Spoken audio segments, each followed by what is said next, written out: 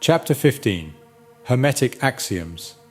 In the final chapter, Hermetic Axioms, the Kybalion presents a collection of axioms or self-evident truths that encapsulate the key teachings of Hermetic philosophy.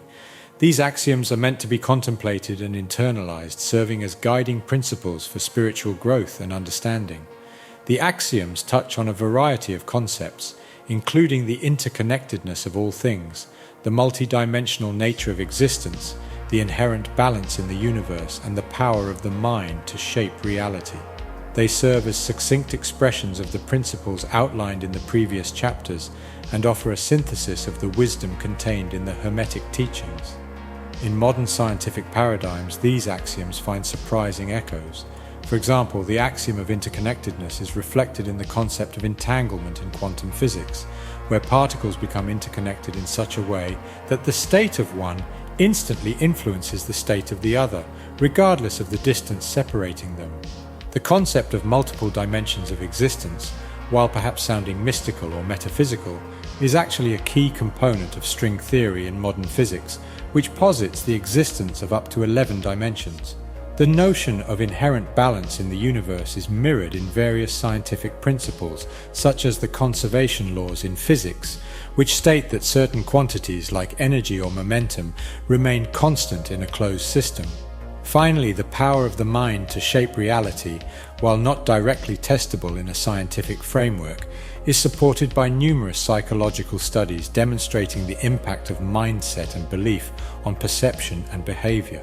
The concluding chapter of the Kybalion serves as a reminder of the profound wisdom contained in Hermetic philosophy and its surprising alignment with modern scientific insights. It invites us to integrate these principles into our own lives, using them as a compass for spiritual growth and understanding.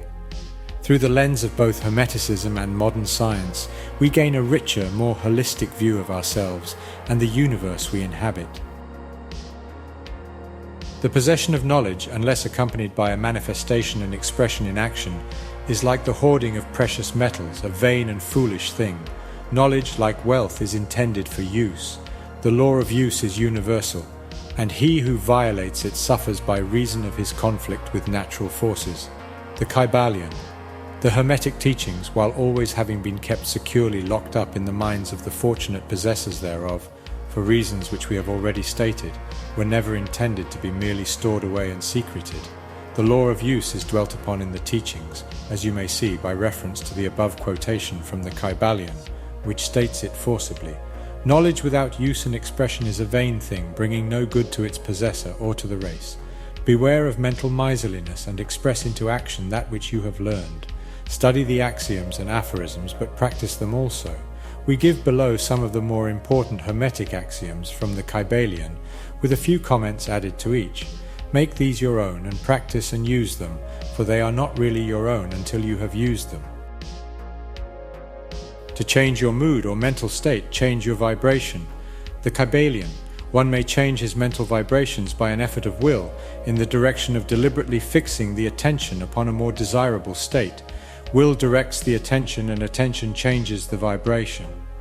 Cultivate the art of attention by means of the will, and you have solved the secret of the mastery of moods and mental states. To destroy an undesirable rate of mental vibration, put into operation the principle of polarity and concentrate upon the opposite pole to that which you desire to suppress. Kill out the undesirable by changing its polarity. The Kybalion. This is one of the most important of the Hermetic formulas. It is based upon true scientific principles. We have shown you that a mental state and its opposite were merely the two poles of one thing, and that by mental transmutation the polarity might be reversed. This principle is known to modern psychologists, who apply it to the breaking up of undesirable habits by bidding their students concentrate upon the opposite quality. If you are possessed of fear, do not waste time trying to kill out fear, but instead cultivate the quality of courage, and the fear will disappear. Some writers have expressed this idea most forcibly by using the illustration of the dark room. You do not have to shovel out or sweep out the darkness, but by merely opening the shutters and letting in the light, the darkness has disappeared. To kill out a negative quality, concentrate upon the positive pole of that same quality, and the vibrations will gradually change from negative to positive, until finally you will become polarized on the positive pole instead of the negative. The reverse is also true, as many have found out to their sorrow when they have allowed themselves to vibrate too constantly on the negative pole of things. By changing your polarity, you may master your moods, change your mental states, remake your disposition, and build up character. Much of the mental mastery of the advanced Hermetics is due to this application of polarity, which is one of the important aspects of mental transmutation. Remember the Hermetic axiom quoted previously, which says, "Mind, as well as metals and elements, may be transmuted from state to state, degree to degree, condition to condition, pole to pole, vibration to vibration." The Kybalion. The mastery of polarization is the mastery of the fundamental principles of mental transmutation or mental alchemy, for unless one acquires the art of changing his own polarity, he will be unable to affect his environment. An understanding of this principle will enable one to change his own polarity as well as that of others, if he will but devote the time, care, study and practice necessary to master the art. The principle is true, but the results obtained depend upon the persistent patience and practice of the student. Rhythm may be neutralized by an application of the art of polarization, the Kybalion. As we have explained in previous chapters, the Hermetists hold that the principle of rhythm manifests on the mental plane as well as on the physical plane, and that the bewildering succession of moods, feelings, emotions, and other mental states are due to the backward and forward swing of the mental pendulum, which carries us from one extreme of feeling to the other. The Hermetists also teach that the law of neutralization enables one, to a great extent, to overcome the operation of rhythm in consciousness.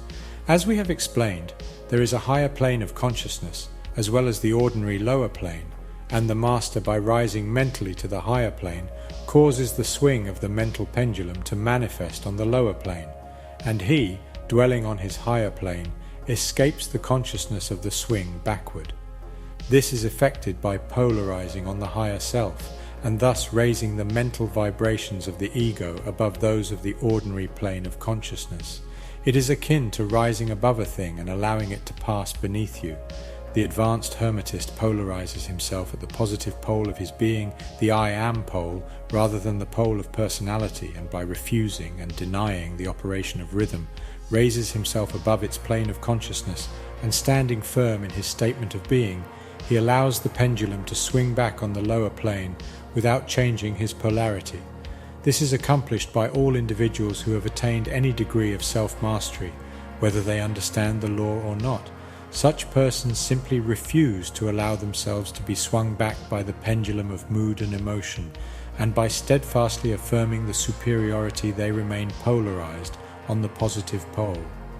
The master, of course, attains a far greater degree of proficiency because he understands the law which he is overcoming by a higher law, and by the use of his will he attains a degree of poise and mental steadfastness almost impossible of belief on the part of those who allow themselves to be swung backward and forward by the mental pendulum of moods and feelings. Remember always, however, that you do not really destroy the principle of rhythm, for that is indestructible. You simply overcome one law by counterbalancing it with another, and thus maintain an equilibrium. The laws of balance and counterbalance are in operation on the mental as well as on the physical planes, and an understanding of these laws enables one to seem to overthrow laws, whereas he is merely exerting a counterbalance. Nothing escapes the principle of cause and effect, but there are many planes of causation, and one may use the laws of the higher to overcome the laws of the lower, the Kybalion. By an understanding of the practice of polarization, the Hermetists rise to a higher plane of causation, and thus counterbalance the laws of the lower planes of causation. By rising above the plane of ordinary causes, they become themselves, in a degree, causes instead of being merely caused. By being able to master their own moods and feelings, and by being able to neutralize rhythm, as we have already explained, they are able to escape a great part of the operations of cause and effect on the ordinary plane. The masses of people are carried along, obedient to their environment, the wills and desires of others stronger than themselves, the effects of inherited tendencies, the suggestions of those about them, and other outward causes, which tend to move them about on the chessboard of life like mere pawns.